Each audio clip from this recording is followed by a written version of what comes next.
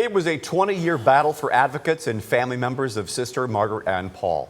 But a controversial Toledo street sign has been removed. The sign outside Fifth Third Field honored Msgr. Jerome Schmit, a man many people believe interfered with the Sister Margaret Ann murder investigation. Lead investigator Brian Duggar was there this morning and is here to talk about the event.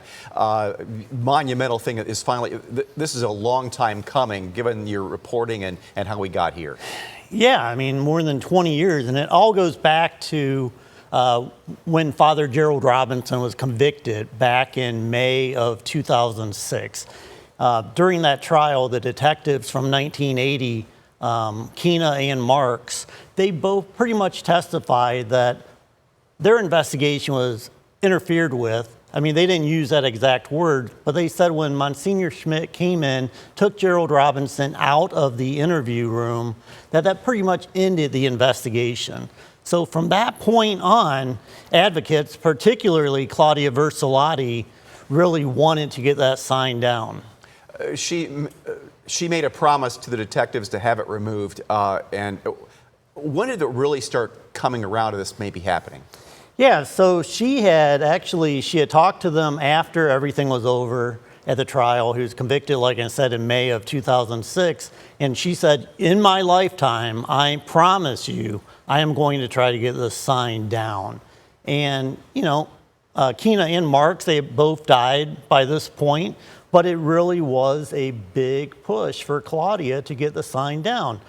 Not only because she thought that was the right thing to do, but you know, this sign was right outside Fifth Third Field. And she told me that, look, people who were abuse victims by the church, somehow abused or affected by the church negatively in any way, some of them had reached out to her and said, we don't even want to go to the Mud Hens game because the sign was right outside, you know, on North St. Clair there.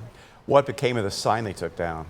Yeah, so, Lee Pahl, Sister Margaret Ann Pahl's nephew, actually wanted to take the sign. You see Lee there. His goal was to kind of take the sign because he didn't want it to end up in a sports bar somewhere. Sure. The concern was that somebody might, you know, take the sign and try to sell it on eBay and it ends up in a sports bar where, you know, private property at that point. So the city workers, he had asked them, but they both said, look, we can't give you the sign because it is city property at this point, but they promised him that they would go back to the garage like immediately and shred that sign. So is the case closed now? This is the end of the line? Yeah, I mean, so we've obviously been reporting on this since really the beginning of the year, and I don't want to give too much away, but there actually are other things that could happen with this case related to old documents that go back decades. Okay. That's called a tease in the business.